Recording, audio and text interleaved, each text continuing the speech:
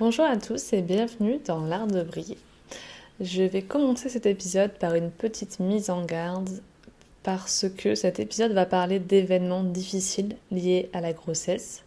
Donc si vous avez éprouvé ou si vous éprouvez actuellement des difficultés dans votre chemin vers la maternité, c'est peut-être pas le meilleur épisode de podcast à écouter, sauf si vous cherchez des témoignages qui vont en ce sens et que ce n'est pas un traumatisme pour vous. Je vais essayer de faire de cet épisode pas quelque chose de voyeuriste, pas de trop larmoyant, j'espère. En fait, j'ai beaucoup hésité à l'enregistrer d'ailleurs, parce que ici, c'est vrai, on est sur un podcast de business. Mais c'est juste toute la question. On vit dans une société depuis quelques années qui fait vraiment un lien direct entre vie perso et vie pro. Un exemple au hasard, il y a de plus en plus de groupes WhatsApp, Slack, de groupes de discussion avec le business, ce qui fait que, en gros, t'as jamais vraiment de barrière où tu arrêtes complètement ton travail. Tu peux toujours être en lien avec ton travail, même chez toi. Dans tout ce qui est les grandes entreprises, on parle de plus en plus de personal branding.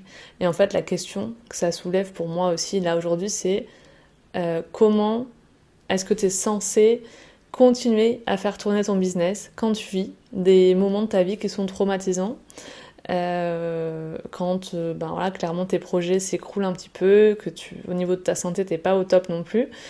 Moi je suis dans une démarche où je me bats un petit peu au quotidien pour être authentique, pour ne pas vous vendre une image de filtre Instagram de ma vie. Et c'est pour ça que ce témoignage a sa place selon moi dans mon podcast, dans mon entreprise, mais aussi parce que j'ai cherché, pendant que je vivais ce moment difficile, des témoignages sur internet, j'ai cherché des pages dédiées sur Instagram et je me suis rendu compte en fait qu'il y avait très très peu de personnes qui parlaient des fausses couches, appelons un chat, sur internet en général. Donc j'ai eu besoin de prendre la parole sur ce sujet, j'ai cherché un espace dédié et en fait je me suis rappelé que s'il n'y avait pas d'espace dédié qui existait ou pas beaucoup, moi j'en avais un, c'est mon podcast, c'est voilà, mon endroit à moi, mon espace de parole et c'est pour ça aujourd'hui que j'ai décidé de vous parler de ça. Cet épisode aurait dû être mon bilan du mois de juillet d'un point de vue business et j'avais envie, à quelques jours près, de vous annoncer que j'étais enceinte de à peu près 2 mois, donc c'était peut-être encore un peu tôt, mais voilà, je sentais bien cette grossesse, tout allait bien. Mais du coup, j'avais prévu de vous enregistrer cet épisode vendredi après-midi, juste après mon rendez-vous d'échographie, et ça s'est pas passé comme prévu. Parce que en début d'après-midi, du coup, j'avais rendez-vous pour une échographie de contrôle qui devait être entre la première échographie de datation que j'avais faite 2-3 semaines avant et la véritable vraie première échographie obligatoire, la T1, la première échographie un peu officielle du bébé, là où on déclare la grossesse, etc. Et ça s'est pas passé comme prévu. Donc la dernière fois, quand j'avais fait donc cette première échographie, j'étais avec mon conjoint, tout allait bien, on avait pu entendre le cœur de notre bébé, etc. Ma grossesse se déroulait bien, j'avais pas spécialement de signes, j'avais quelques nausées, j'étais fatiguée, mais globalement j'étais quand même assez bien. Et donc, je me rendais à ce rendez-vous l'esprit léger sans mon conjoint, et on en reparlera parce que mon conjoint travaillait ce jour-là, qu'il n'a pas pu se libérer et qu'il n'était pas autorisé à prendre un jour pour son travail, enfin ça aurait été mal vu. Sauf que lors de cette échographie de contrôle vendredi, du coup, ça s'est pas du tout passé comme prévu. On m'a annoncé du coup que effectivement il y avait un bébé dans mon ventre, mais que le cœur s'était arrêté de battre. Donc que la grossesse était arrêtée. Et forcément, j'ai été particulièrement sonnée par cette nouvelle, mais ce qui m'a le plus attristée sur le moment, c'est de savoir que mon conjoint n'était pas là, et donc que c'était mon rôle, maintenant, d'annoncer ça à mon conjoint. ça c'est fait, bon gré mal gré. Mon chéri m'a rejoint, il a quitté le travail dans la minute pour me rejoindre. Nous avons dû nous rendre aux urgences parce que du coup quand ça se passe comme ça, la démarche c'est d'aller aux urgences gynécologiques pour prendre des cachets pour évacuer cette grossesse arrêtée parce qu'il y a un risque infectieux, parce que voilà, ça peut se faire naturellement, mais en général, t'as pas trop envie que ça traîne quand on t'annonce ça. Donc voilà, il y avait deux solutions, soit que ça soit enlevé chirurgicalement, soit les cachets pour l'évacuer, et j'ai choisi les cachets pour pouvoir être tranquille. Du coup, j'ai dû prendre ces cachets dès le lendemain matin, donc samedi, et on m'avait prescrit des antidouleurs assez importants. On m'avait dit que ça allait être peut-être douloureux, mais que voilà, les cachets allaient faire... avec les cachets, ça allait aller, quoi. Sauf que la douleur a été vraiment intense, de l'ordre de 8 à 9 sur 10, à partir d'un certain moment. J'ai vomi, j'ai fait un malaise, j'étais pliée en deux sur mon canapé, en attendant que ça s'arrête. Et ça a dû mettre environ 3 heures avant d'aller mieux. Donc mon conjoint à mes côtés, je ne vous raconte pas comme il était, il ne savait plus quoi faire. Il était désemparé de me voir comme ça. J'ai eu aussi, parce qu'on parle de risque hémorragique avec dans ces fausses couches-là, qui sont finalement induites par médicaments. Et en fait, j'ai eu des saignements, mais hyper important. Je suis désolée de vous donner des détails, mais c'est juste si jamais un jour quelqu'un vit la même chose, quand on parle d'un risque d'hémorragie, je me suis posé plusieurs fois la question de me dire est-ce que là, ce que je vis, c'est normal ou pas? Est-ce que je suis en train de faire une hémorragie ou pas? Et donc tu te retrouves seule chez toi avec une douleur insoutenable. J'ai cru que j'allais mourir, honnêtement, tellement c'était douloureux, c'était compliqué. Mon corps a subi un véritable choc, plus des saignements où tu sais pas si là t'es censé aller aux urgences ou pas, et j'ai posé plusieurs fois à mon conjoint la question de relire les papiers des urgences pour savoir ok à quel moment là il faut qu'on se déplace parce que j'ai l'impression que ce n'est pas normal. Et a priori bon, je suis toujours en vie, je ne suis pas retournée à l'hôpital, donc c'était à peu près normal, mais pour vous dire que c'est quelque chose de traumatisant, c'est quelque chose d'intense, et ça ne devrait pas être invisibilisé. Les femmes devraient pouvoir en parler, et ne serait-ce que pour tenir au courant d'autres femmes, parce que j'ai ressenti aussi l'absence de compréhension, même et surtout de la part des femmes, pour se dire qu'est-ce que c'est une fausse couche, pourquoi, on m'a souvent demandé pourquoi, qu'est-ce qui s'est passé, j'y reviendrai, et qu'on puisse, je pense qu'il y a aussi un manque d'information, donc c'est pour ça que j'avais envie et besoin de vous en parler. Fort heureusement, la douleur a cessé, les saignements se sont ralentis, je vais épargner certains détails, mais au final, samedi soir, ça allait beaucoup mieux, dimanche, j'ai pu recommencer à conduire, je suis sortie, etc. Et là, aujourd'hui, on est lundi et ça va beaucoup mieux. Mais du coup, tout ça, à partir de ce moment, en fait, à partir de l'annonce, on va dire, j'ai été heurtée à plein de choses qui m'ont posé problème, qui m'ont posé réflexion, et dont j'avais envie de parler. Je me suis dit, est-ce que j'envoie une lettre à l'hôpital pour expliquer un petit peu ce qui s'est passé pour moi, et pour demander si c'était ça la prise en charge habituelle, et s'ils pensaient que c'était normal que ce soit ça la prise en charge habituelle, ou est-ce que je pouvais aussi peut-être en parler ailleurs, peut-être à plus grande échelle, même si je sais que c'est pas un podcast qui est écouté par des millions de personnes, mais peu importe. C'est juste ma petite pierre à l'édifice pour souligner certains points, et voilà. Tout d'abord, la place des papas, des futurs papas dans une grossesse. C'est quelque chose qui m'avait déjà heurté lors de ma première grossesse, où mon ex-conjoint, du coup, le père de mon fils, était présent lors des rendez-vous. Il était là, et en fait, dès qu'il posait une question, on ne lui répondait pas, mais on me répondait à moi en me regardant dans les yeux. Voilà. Là, le problème qui s'est posé, c'est que mon conjoint les pères sont tellement écartés de ce projet, finalement, ce projet qu'on veut à deux à la base, même si le bébé est dans le ventre de la maman, que venir au rendez-vous sage-femme, venir aux échographies, venir aux cours de préparation à l'accouchement, ça n'est pas une obligation pour eux et leur employeur ne les autorise pas. Ils ont le droit de venir aux 3 échographies obligatoires, donc il aurait pu venir à la T1. Par chance, il a pu se déplacer pour la première échographie, mais il n'était pas censé être là. Et donc, à cette échographie de contrôle, il n'était pas présent. Et en soi, on a déjà de la chance en France que tous ces soins, enfin, je sais que notre système de santé pour ça est incroyable, mais juste ça soulève la question de quand il se passe quelque chose de pas très cool et que le papa n'est pas présent, mais je peux vous dire qu'il aurait préféré être là, sur place, le jour J, et ça place la maman dans un rôle en fait où elle doit annoncer, dans une responsabilité qu'à ce moment-là, je vous assure qu'elle n'a pas envie de porter, de devoir l'annoncer au papa, parce que c'est très très dur et c'est très traumatisant et qu'elle-même elle est sous le choc.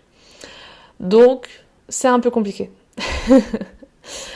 La deuxième chose qui m'a vraiment beaucoup heurtée, c'est la prise en charge aux urgences. Dès qu'on est arrivé aux urgences, les internes qu'on a pu rencontrer, les gens ont été très très froids avec nous. Pour eux, j'ai vraiment eu l'impression d'être un numéro. Oui, vous avez une grossesse qui s'est arrêtée. Le monsieur a dit ouvertement, un des internes, ah ben regardez, là on peut bien voir la comparaison entre une grossesse où ça marchait bien et puis la future échographie, celle d'aujourd'hui où a priori le cœur s'est arrêté, on compare bien l'avancement, comment ça s'est déroulé, etc. Et toi t'es là, tu te dis mais en fait là t'es en train de me parler de mon bébé qui est mort dans mon ventre actuellement, on vient de me l'annoncer il y a 2 heures de ça et limite t'en fais une blague quoi. C'est très malaisant, très maladroit. Et tout le long, en fait, c'était comme ça. Une fois qu'on s'est installé dans son bureau, il nous a détaillé tous les effets indésirables du curetage ou des médicaments. Bon voilà, qu'est-ce que vous choisissez? Comme si c'était très théorique, c'était un livre de science ou je ne sais quoi, mais à aucun moment, en fait, il y a eu je suis désolée pour vous, je comprends que vous soyez sous le choc. Et juste un peu de chaleur humaine en fait amenée dans toutes ces étapes qui sont vraiment difficiles à vivre en fait en tant que futurs parents. Et en plus, il y a pour moi eu déjà au niveau de l'information, sur ce qu'on a dû vivre, je pense que c'est beaucoup plus facile à vivre si déjà t'as les informations qui sont claires dans ce qui est donné là, on ne savait pas à quel point j'allais avoir mal, on ne savait pas à quel point j'allais saigner, et clairement ça a été un des pires moments de ma vie, et je sais que si ça doit revenir, je choisirai pas les médicaments, je choisirai un truc chirurgical peut-être, mais j'ai eu cette impression que voilà, ok, c'est une fausse couche, on va pas en faire tout un plat, et vous prenez ça, ça va passer, sauf que pas du tout, et encore une fois, je pense qu'on se heurte à ce que dans la société, la place des femmes n'est pas très valorisée, comme des femmes qui souffrent d'endométriose et à tout leur cycle se tordent de douleur, et à qui on refuse un congé menstruel, à qui pendant longtemps on a dit non mais c'est dans votre tête, votre douleur des règles, etc. Enfin, il y a beaucoup de choses qui seraient peut-être mieux prises en charge si on accordait un petit peu la parole aux femmes dans ce qu'elles peuvent vivre et dans les choses douloureuses. Et notamment, en fait, là, par exemple, voilà, ça s'est passé, ok, j'ai un rendez-vous de contrôle avec une échographie, donc qui est un examen de radiologie, enfin, qui clairement va prendre 5 minutes et qui n'est pas un moment où on va discuter. Je n'ai pas d'autres rendez-vous de prévu. Donc à aucun moment, ta sage-femme ou ton médecin ou l'interne des urgences ne te propose un rendez-vous, ne serait-ce que un rendez-vous peut-être même en couple avec ton conjoint pour pouvoir poser les choses, pour pouvoir répondre à des éventuelles questions qui peuvent te venir après coup sur la suite, sur le pourquoi du comment, et ne serait-ce que poser ta souffrance quelque part à un moment donné. Donc c'est d'une certaine façon un moyen et une façon aussi d'invisibiliser la souffrance, de dire en fait ce que vous vivez c'est très courant, c'est très normal et on n'en fait pas tout un plat, c'est bon, on passe à autre chose. Voilà, c'est quelque chose qui a été compliqué et je pense qu'il est aussi pour mon conjoint actuellement. J'ai un petit peu mélangé deux points que je voulais dire, mais oui, il y a aussi, au-delà de la prise en charge des professionnels, le manque d'informations sur ce que c'est vraiment. Et ça, je l'ai ressenti du coup dans les témoignages d'autres personnes autour de moi, mais sur la douleur, à quel point la douleur elle a été difficile. Et si on considérait oui, plus les femmes, je pense qu'on les laisserait pas seules à la maison à affronter ça. Et on pourrait mettre en place, je sais pas, une infirmière ou une hospitalisation de jour, ou une infirmière qui vienne perfuser une patiente, pour identifier aussi est-ce qu'il y a lieu de s'inquiéter ou non, ou une sage-femme à domicile. Voilà. Pour moi, ça a été comme un accouchement, sauf que c'était un accouchement vécu seul à la maison, où j'ai pas compris s'il y avait des choses graves ou pas, à quel point c'était grave ce que je vivais ou à quel point c'était normal. Et ça, personne du coup ne vient ni pendant ni après te l'expliquer. Et tu te sens un peu seul, tu te sens même beaucoup seul. Et d'autant plus que du coup, la quatrième chose que je voulais dire, c'est que les gens qui sont autour, tes proches, alors j'ai de la chance que beaucoup ont été très adorables, mais certains ont été très maladroits. Et finalement, c'est peut-être plus ça qui fait le plus mal que la perte en elle-même de la grossesse, parce que certaines remarques sur qu'est-ce qui s'est passé, comment ça se fait, comme si c'était un peu qu'est-ce que t'as fait pour que ça arrive, alors que clairement c'est pas de ta faute et on saura jamais vraiment ce qui s'est passé. La seule chose à savoir, c'est que c'est courant, c'est que ça arrive et que c'est souvent des anomalies dans les chromosomes, des malformations, des choses qui font qu'il n'y a pas vraiment de moyen de les éviter et que ça veut rien dire pour les grossesses futures. Mais en tout cas, quand ça se passe là sur le moment, oui, c'est pas très très agréable à vivre. Au niveau du coup des émotions, qu'est-ce qu'on ressent quand on vit ça ? La première chose qui a été le plus dès qu'on me l'a annoncé, c'est la culpabilité. C'est ok, est-ce que c'est de ma faute ? Qu'est-ce que j'ai fait ? Est-ce que quelques jours avant ça, je m'étais disputée avec mon conjoint ? Est-ce que c'est à cause de ça ? Est-ce que peut-être que j'étais pas assez prête ? Est-ce que un jour, la grossesse a un moment de grande vulnérabilité, quand je me posais des questions, ça a fait en sorte que le bébé il s'est senti stressé ou alors il s'est senti pas à sa place et du coup il a décidé de partir. Donc il y a tout ce côté psychologique là. Il y a la culpabilité sur est-ce que j'ai mangé quelque chose, est-ce que c'est un médicament que j'ai pris ou quelque chose auquel j'avais pas le droit et je savais pas, est-ce que j'ai été trop en contact avec de la cigarette en côté tabagisme passif, est-ce que c'est parce que j'avais trop chaud, est-ce que voilà, plein de choses. Après il y a évidemment le choc dans un premier lieu aussi. Je me souviens que j'ai quitté le rendez-vous, la sage-femme m'a dit est-ce que vous voulez ci ou ça, et je suis juste partie en fait, je lui ai même pas dit au revoir je crois que j'ai même pas fermé la porte, je suis juste partie en mode là j'ai envie qu'on arrête de me parler et que je puisse comprendre ce que je suis en train de vivre en fait. Donc vraiment un peu un état de choc et l'arrêt en fait du coup tout à coup de la projection que tu te faisais et de tout ce que ça impliquait en fait dans ta vie. Voilà, ok, t'étais enceinte, tout se passait bien, tu t'imaginais acheter les premières choses pour ton bébé, puis hop, il y a plus rien et tu te prends vraiment une claque dans la tête. Donc forcément la tristesse avec les hormones de grossesse qui n'aident pas, parce que tu gardes en plus les hormones de grossesse pendant quelques temps après. C'est magique, un beau cocktail. Et je voulais du coup continuer par vous dire que donc en fait moi c'est ma deuxième fausse couche de l'année 2024. J'en avais fait une autre en janvier qui était beaucoup plus précoce, seulement quelques jours après l'annonce du test j'ai eu des saignements, donc voilà j'ai su, la douleur était vraiment très légère comparée à ce que j'ai eu. Et au bout de 2 tu commences quand même à te poser beaucoup de questions, mais pourtant on commence légalement à explorer s'il y a un problème ne serait-ce que chromosomique entre nous deux qui causerait des maladies. Ça tu commences à l'explorer seulement au bout de 3. Donc tu dois quand même passer par de sacrées étapes pour te rendre compte qu'il y a des choses à explorer. Ça veut dire que finalement pour la prochaine il y a beaucoup d'espoir, et si jamais je retombe enceinte bientôt, normalement ça devrait bien se passer. Ça veut normalement rien dire pour la suite. Autant malgré tout autant pour mon chéri que pour moi, ça a été vraiment un traumatisme. Et on sait aujourd'hui qu'on ne vivra plus jamais une grossesse sereinement à 100%, qu'on se posera toujours 1000 questions, qu'on sera beaucoup plus...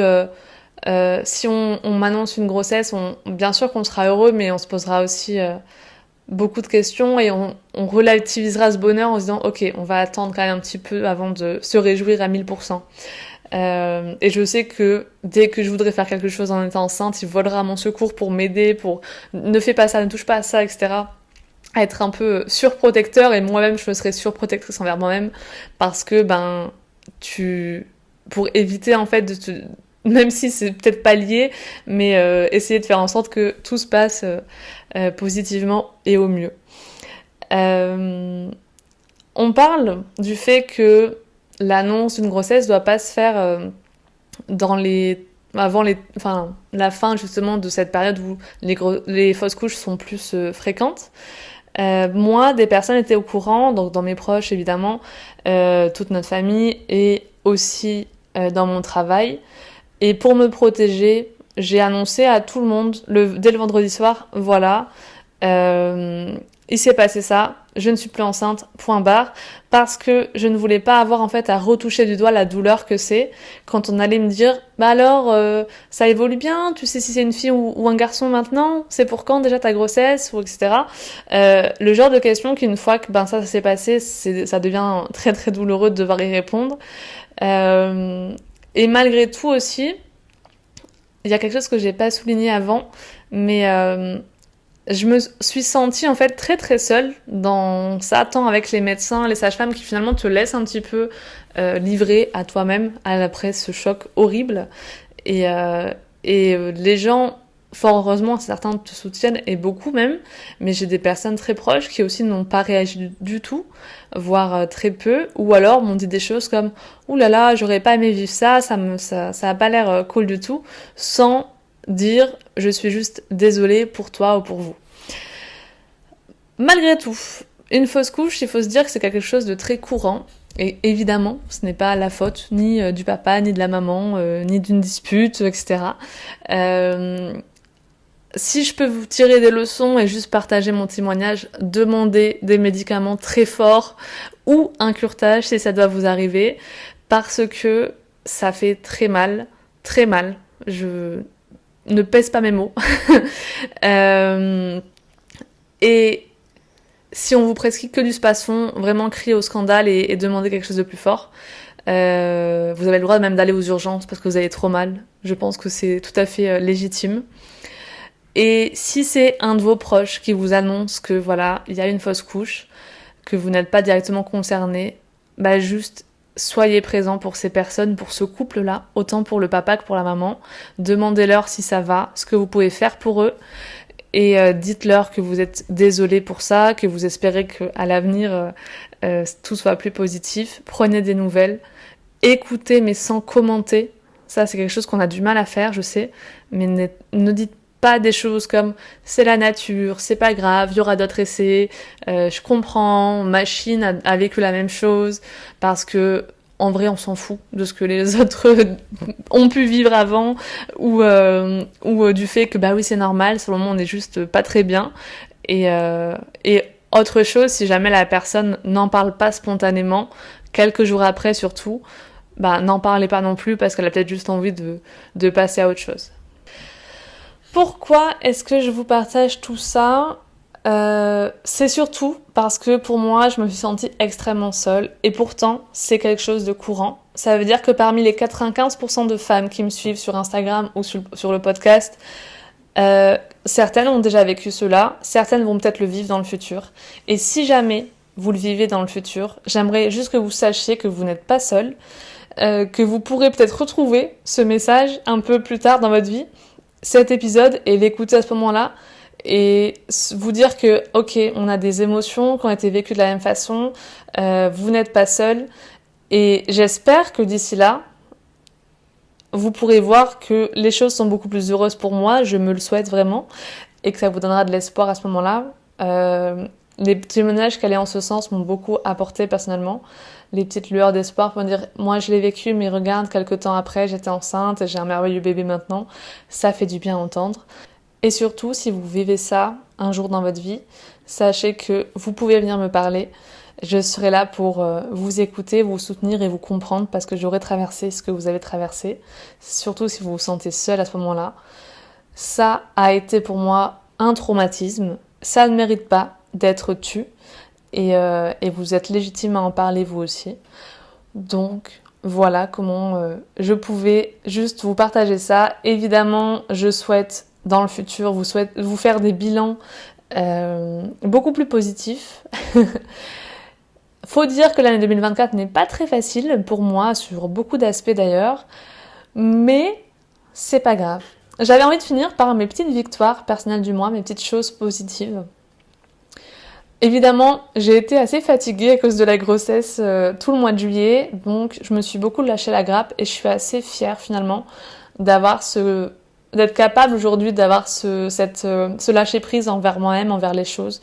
Même s'il n'y a pas beaucoup d'argent qui rentre ce mois-ci, c'est pas grave. Je fais des choses qui me font kiffer, qui me font plaisir, comme enregistrer des épisodes de podcast. Bon Dieu, qu'est-ce que j'en ai fait ce mois-ci. Mais voilà, je trouve que tout ce qu'on peut faire dans la joie, avec une énergie de joie, de plaisir, forcément, ça nous apporte aussi du positif. Et d'ailleurs, j'ai eu plusieurs appels découvertes ce mois-ci pour mes prestations de coaching, où on m'a dit « j'ai découvert ton podcast et ça m'a convaincue de faire appel à toi » et c'est exactement pour ça que le podcast est là. Donc je suis contente parce que ça veut dire qu'on commence à me repérer, ça veut dire que mes clients suivent le parcours que j'ai désigné pour eux, où ils peuvent me découvrir via Instagram et où ensuite ils découvrent le podcast un peu plus en profondeur pour se dire « ok, ça match entre nous et j'ai envie d'aller plus loin ». Donc ça, voilà, ça a été vraiment un grand soulagement de me rendre compte qu'enfin, ça y est, il y a des personnes qui découvrent ça. Et aussi, j'ai eu vraiment une hausse de statistiques sur Instagram. J'ai beaucoup de gens qui m'ont suivi ce mois-ci. J'ai eu des excellents retours sur mes réels, beaucoup d'engagement en commentaire, etc.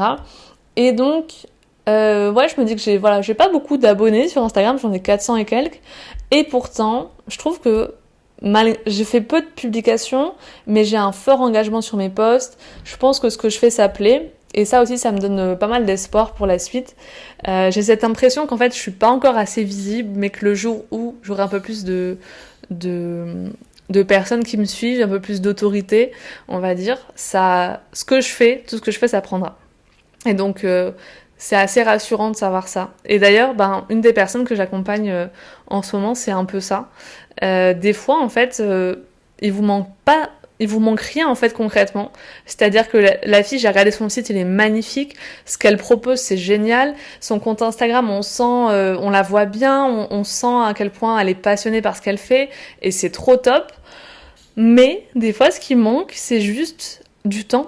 C'est juste que les gens sachent que vous existez en fait. Et y a rien, y a pas 36 000 questions à se poser, c'est pas une prise de recul à faire, c'est juste continuer à planter vos petites graines parce qu'un jour ça va fleurir en fait. Et voilà, c'est ce qui commence tout doucement, mais vraiment tout doucement, parce que les résultats sont vraiment pas suffisants, mais en tout cas c'est ce que je commence à ressentir après plusieurs mois de travail par rapport à ça.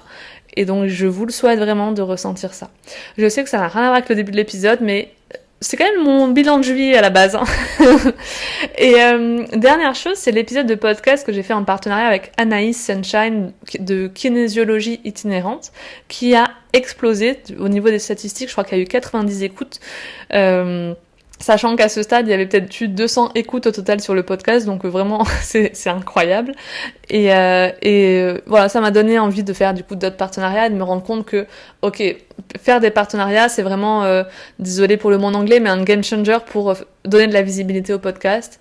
Et d'un côté, voilà, ça veut pas dire que toutes ces personnes qui ont écouté vont continuer à suivre le podcast, mais en tout cas, c'est une porte ouverte pour essayer de le diffuser à un plus grand nombre de personnes. Et ça, voilà, c'est un des projets de fin 2024 qui m'anime. Vous savez que j'en ai aussi un autre maintenant. Mais voilà. J'espère que cet épisode vous a plu. Peut-être pas, mais en tout cas, ça m'a fait plaisir de partager ça. Pas plaisir, parce que j'aurais préféré ne pas le vivre, pardon. Mais j'avais besoin de partager ça, d'être authentique par rapport à ça et d'en parler. parce que je ne supporte plus voir sur Instagram tous ces gens qui vont toujours très bien et où tout se passe toujours à merveille dans leur vie. Et j'ai besoin aussi qu'on parle un peu de souffrance des fois, parce que quand on en parle et qu'on le laisse pas derrière nous et à l'intérieur de nous, c'est aussi un moyen déjà de répandre l'information, et aussi de se dire ok, maintenant je peux passer à autre chose, maintenant c'est le futur, maintenant c'est voilà, il y a de nouvelles belles choses qui m'attendent, et j'espère que ça pourra aider des personnes qui peut-être vivent la même chose ou ont vécu, peut-être dans des difficultés totalement différentes, mais des fois voilà, la vie elle est pas très tendre avec nous, et pourtant le meilleur est à venir, et je reste convaincue de ça et positive par rapport à ça. Voilà, on va s'arrêter là pour aujourd'hui, mais je vous souhaite et je me souhaite un meilleur mois d'août que mois de juillet. Je vous souhaite de belles choses. Prenez soin de vous, on se retrouve bientôt pour un prochain épisode. Ce sera pas un bilan, j'ai plein d'épisodes pour le mois d'août qui sont prêts, mais je vous retrouve en direct quasiment à la fin du mois d'août pour faire un peu le bilan par rapport à tout ça, et j'espère avec plein de belles nouvelles. On se retrouve très vite, à bientôt!